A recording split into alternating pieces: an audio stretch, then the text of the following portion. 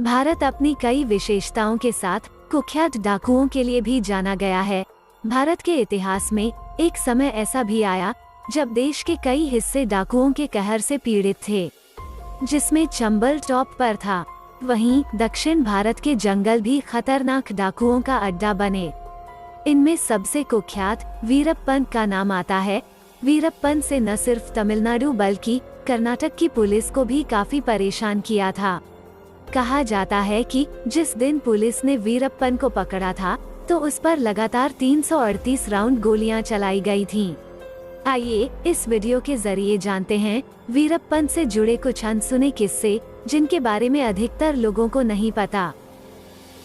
कहा जाता है कि वीरप्पन पर 2000 से अधिक हाथियों और 184 लोगों की हत्या का आरोप था। जानकारों के अनुसार उसने मात्र 17 साल की उम्र में पहला हाथी मारा था। कहते हैं कि वो हाथी के सिर के बीचों बीच गोली मारता था।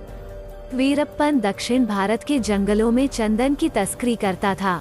इसके अलावा वो हाथियों का अवैध शिकार, हाथी दांत की तस्करी, अपहरण और अन्य गैर कानूनी काम करता था। जानकर हैरानी होगी कि कुख्यात वीरप्पन को पकड़ने के लिए लगभग 20 करोड़ रुपए खर्च किए गए थे। माना जाता है कि प्रतिवर्ष उसे पकड़ने के लिए 2 करोड़ खर्च आता था। इस तथ्य से अंदाजा लगाया जा सकता है कि वो कितना खतरनाक डाकू था।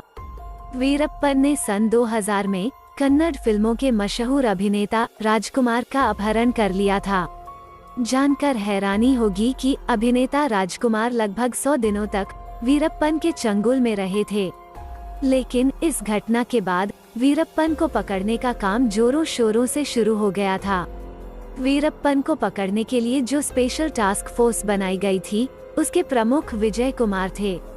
वीरप्पन को पकड़ने के ऑपरेशन पर विजय कुमार ने एक किताब वीरप्पन चेसिंग द ब्रिगेंड भी लिखी थी। इस किताब में उन्होंने लिखा था कि वीरप्पन को मार गिराने के काम में 4 साल का वक्त लग गया था। विजय कुमार किताब में कहते हैं कि 2001 में उन्हें तमिलनाडु की पूर्व मुख्यमंत्री जयललिता का फोन आया था। फोन पर उन्होंने कहा कि आपको वीरप्पन को पकड़ने के लिए एसटीएफ का प्रमुख बनाया जाता है। जैसे ही विजय कुमार को वीरप्पन को पकड़ने की जिम्मेदारी दी गई, उन्होंने वीरप्पन से जुड़ी खुफिया जानकारी एकत्रित करना शुरू कर दिया था। इस दौरान उन्हें पता चला कि वीरप्पन अपनी बात आगे पहुंचाने के लिए वीडियो या ऑडियो टेप का सहारा लेता है। एक ऐसा ही वीडियो टेप विजय कुमार के हाथ लगा जिसमें पता चला कि वीरप्पन की एक आंख में परेशानी है। विजय कुमार ने अंदाजा लगाया कि वो आंख के इलाज के लिए जंगल से बाहर जरूर आएगा। विजय कुमार को पता चला कि वीरप्पन अपनी आंख का इलाज कराने की तैयारी कर रहा है। फिर विजय कुमार ने पूरी तैयारी कर ली। आंख का इलाज कराने के लिए उसे जंगल से बाहर आने के लिए मजबूर किया गया। तैयारी के तहत एक नकली एम्बुलेंस तैयार की गई और उसमें 2 पुलिस वालों को बैठा दिया गया, एक को ड्राइवर और दूसरे को वार्ड बॉय बनाकर। वीरप्पन उस एम्बुलेंस में बैठ गया। तय जगह पर पहुंचने के बाद ड्राइवर ने जोर से ब्रेक लगाया और उतरकर विजय कुमार को चिल्लाकर बताया कि वीरप्पन अंदर बैठा है। कहते हैं कि विजय कुमार ने वीरप्पन को चेतावनी दी, लेकिन जब वो नहीं माना तो उस पर एसटीएफ ने 338 राउंड गोलियां चलाई। लेकिन उनमें से 2 ही गोलियां वीरप्पन के शरीर को भेद पाईं।